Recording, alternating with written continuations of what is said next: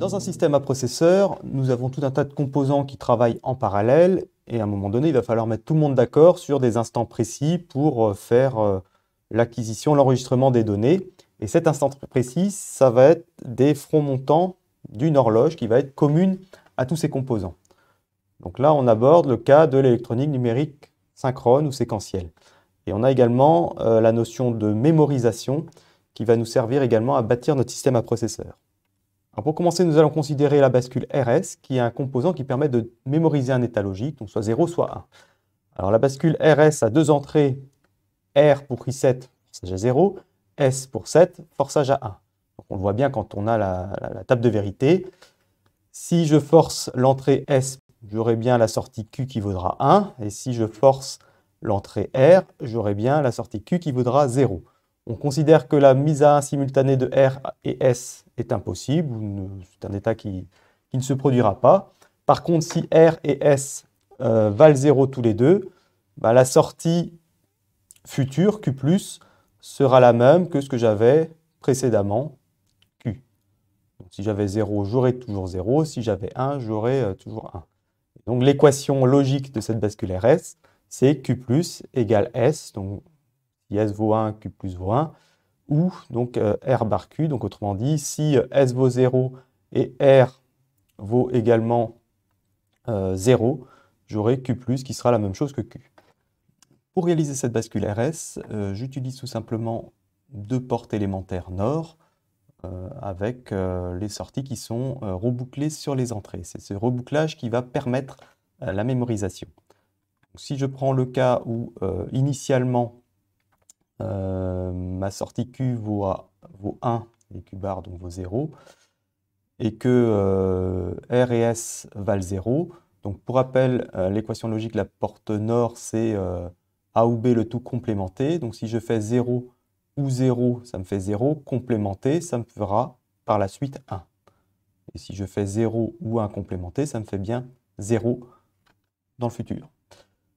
Si mon état initial, c'est 0 sur Q, de la même manière, si je fais 0 ou 1 complémenté, ça reste 0. Et si je fais 0 ou 0 complémenté, ça me fait 1. Donc si précédemment sur Q, j'avais 1, j'aurai toujours 1 par la suite. Et de la même manière, si j'avais 0 précédemment, j'aurai 0 par la suite également. Donc je garde bien en mémoire ma sortie, l'état logique que j'ai sur Q. Maintenant, si je force S, donc là pareil, j'ai toujours un état initial où ma sortie peut valoir soit 0, soit 1. Donc si S vaut 1, je fais 1 ou 0 complémenté, ça me fera 0. Et 0 ou 0 complémenté, ça me fait 1. Et si maintenant j'ai 1 initialement sur Q, je viens forcer S, donc j'ai 1 ou 1 complémenté, ça me fait bien 0. Et 0 ou 0 complémenté, ça me fait bien 1. Donc quoi qu'il arrive, quel que soit l'état initial, si S vaut 1, j'aurai ma sortie qui sera forcée à 1. Et de la même manière, si je viens forcer R à 1, donc si je fais 1 ou 1 complémenté, ça me fait bien 0. Et 0 ou 0 complémenté, ça me fait bien 1. Donc quel que soit l'état initial, si je viens forcer l'entrée R, j'aurai bien 0 sur Q.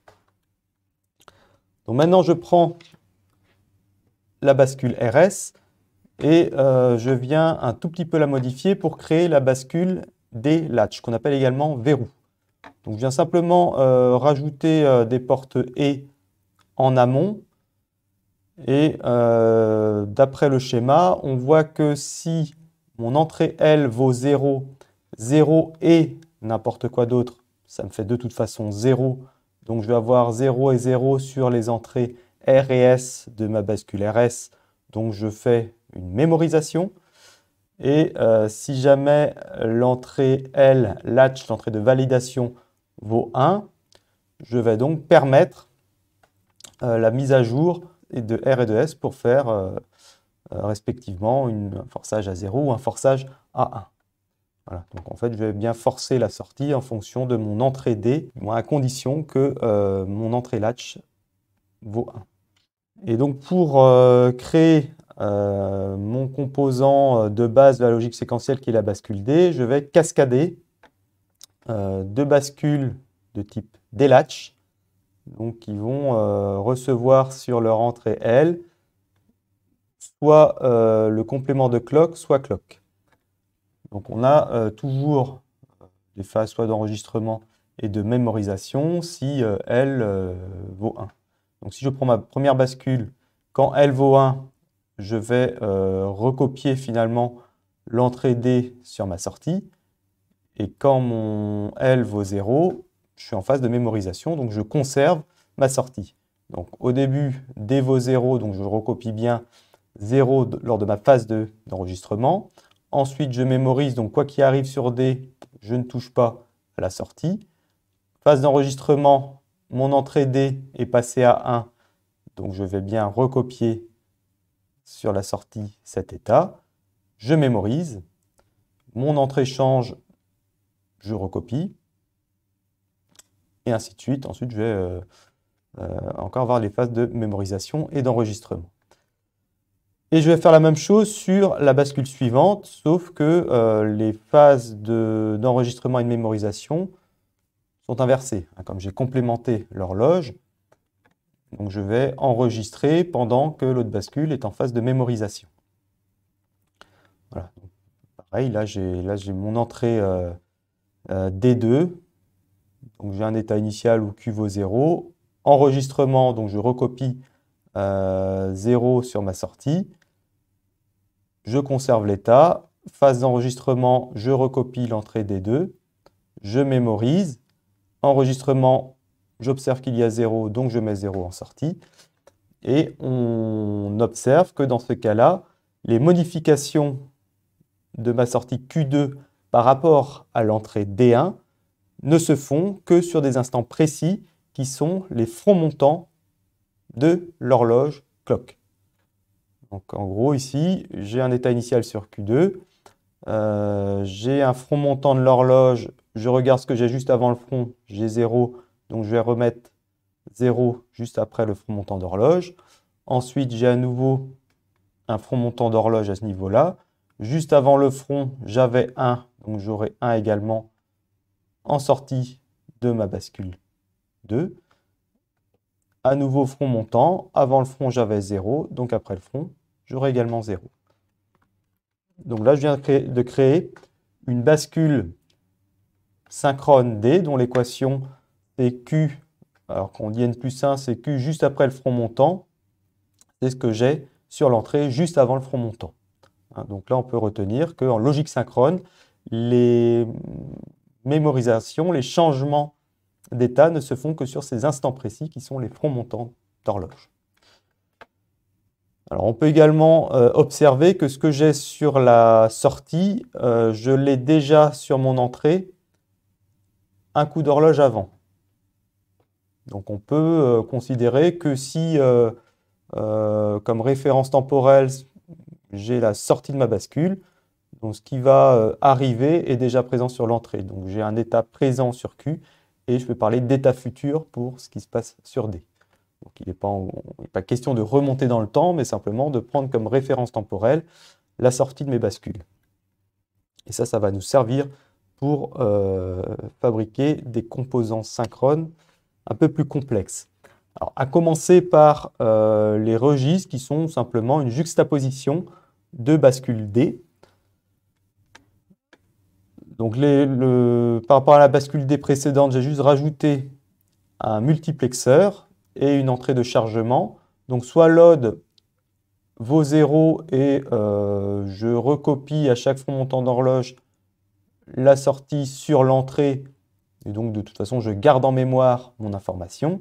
Et si jamais load vaut 1, je permets le chargement de ce qui se présente sur E.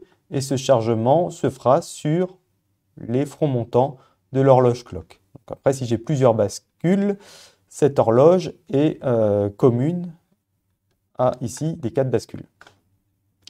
Et donc quand on observe le diagramme temporel de ce registre de 4 bits, donc on retrouve la notion de front montant, de logique synchrone.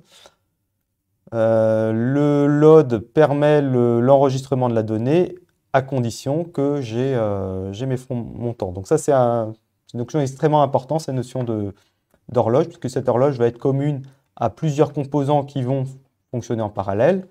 Et grâce à ce mécanisme, on est sûr de savoir précisément quand se fera l'évolution des valeurs dans les différents composants.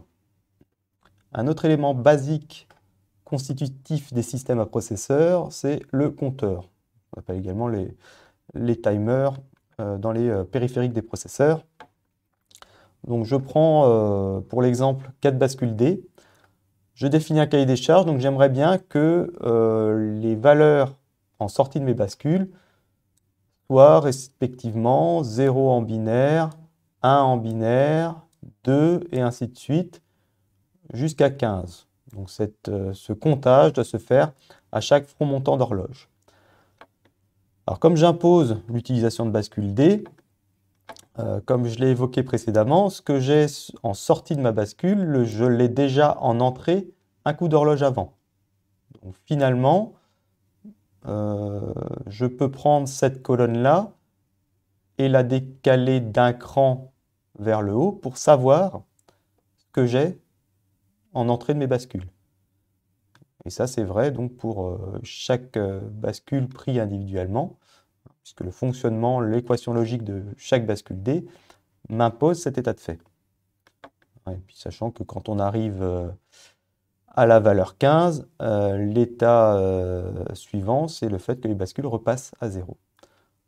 Alors, ayant établi cette table de vérité, je peux en extraire les équations logiques, bon, ici qui ne sont pas forcément évidentes, hein, c'est-à-dire que bon, on observe que D0, c'est Q0 bar. Alors on peut exprimer également un complément en faisant Q0 ou exclusif 1. D1 vaut 1 à chaque fois que Q1 et Q0 sont différents, facteurs de toutes les combinaisons sur Q2 et Q3. Donc en gros ça me fait 1, donc finalement D1 ça va être Q1 ou exclusif Q0. Et bon, de la même manière, on peut trouver des équations pour D2 et D3 qui s'expriment pareil avec des ou exclusifs. Bon, ce qui est important là-dedans, c'est juste de constater qu'on peut fabriquer un compteur à partir de 4 bascules ici par un compteur 4 bits et quelques portes logiques autour. Je vais avoir également besoin dans mes systèmes à processeurs d'un chef d'orchestre pour organiser toutes les opérations qui se font successivement. Donc j'ai une notion de piloter un système et ce pilotage doit se faire en fonction du temps, en fonction d'un état dans lequel on se trouve. Alors pour prendre un exemple simple, je vais considérer un chariot et je dois commander le sens de rotation du moteur. Donc, soit je lui dis d'aller à gauche, soit je lui dis d'aller à droite. Donc ça, ce sont mes actions. Et je peux avoir comme information l'état de mes capteurs fin de course A et B. Donc il ne s'agit pas d'appuyer sur A et d'aller à gauche et d'appuyer sur B et d'aller à droite. Donc je vais avoir un état où si je suis en train d'aller à gauche, je changerai de sens de rotation uniquement s'il vient taper dans A. Si je suis en train d'aller à gauche et que j'appuie sur B, je continuerai d'aller à gauche. Vous voyez bien que l'action sur gauche et droite ne dépend pas directement des capteurs. On n'est pas dans un système combinatoire, où je considérerai uniquement les entrées, mais je dois considérer les entrées et en plus un état dans lequel je me trouve. Alors, pour représenter ce fonctionnement, j'utilise un diagramme d'état. Supposons que je sois dans un état que j'appelle gauche, pour lequel ma sortie G vaut 1 et donc droite vaut 0. Donc c'est l'état initial dans lequel je vais systématiquement quand je mets sous tension le système. Si j'appuie sur un bouton reset. Donc tant que A vaut 0, je vais continuer d'aller à gauche. Et je vais réévaluer cet état à chaque front montant de mon horloge clock. Si jamais je viens taper dans A, à ce moment-là, il faut que je change mes sorties et donc je dois changer d'état à ce moment-là. Donc A vaut 1, je change d'état, je suis dans droite. Et tant que je n'aurai pas tapé dans le fin de course B, je resterai dans cet état. Et si jamais je viens taper dans B, je me retrouve dans l'état précédent. pour réaliser ce composant, je vais réaliser une structure qui s'appelle la machine de Moore ou la machine de Méli. Alors, si on reprend le diagramme d'état, j'ai une notion d'état actuel et d'état futur. Donc, l'état actuel ou état courant, c'est la sortie d'un registre ou d'une bascule. Donc, toujours pareil, hein, même notion que j'ai évoquée précédemment. À partir de l'état dans lequel je me trouve, je peux définir les sorties, elles sont directement liées. Et pour déterminer l'état futur, j'ai besoin de mes entrées, mais également de l'état courant. Donc l'état suivant dépend de l'état courant et de mes entrées. Et le lien entre état suivant et état courant, c'est une bascule s'il y a 2 états et un registre s'il y a davantage d'états. Bon, il existe également la machine de Méli. Si jamais je dois faire évoluer mes sorties directement sur un changement d'entrée sans avoir à attendre un coup d'horloge. Là, c'est un cas un peu particulier pour le moment, voilà, qu'on va laisser de côté. Je vais maintenant faire la synthèse de cette machine d'état. Donc j'ai l'état courant, donc on a dit que connaissant l'état courant, on peut en déduire les sorties gauche et droite. Donc si je suis dans l'état 0, gauche, G vaut 1. Si je suis dans l'état droite, c'est ma sortie droite qui vaut 1. Et pour déterminer l'état suivant, j'ai besoin de connaître l'état courant et les entrées A et B. Donc là, je prends toutes les possibilités sur état courant A et B pour déterminer l'état suivant. Donc en gros, si je suis dans l'état gauche et que j'appuie sur A, je change d'état, donc l'état suivant devient 1. Dans le cas contraire, l'état suivant et l'état courant restent les mêmes. Et si jamais je suis dans l'état courant droite et que je viens taper sur B, je vais avoir un changement d'état pour repartir à l'état 0. Donc j'ai une table de vérité, donc je peux en extraire l'équation de l'état suivant. Donc l'état suivant, on a dit que c'était l'entrée de ma bascule D. Donc voilà, j'ai mon équation logique. Et les équations des sorties dépendent directement de l'état courant. Et donc connaissant les équations logiques, je peux bien entendu en déduire le circuit numérique correspondant.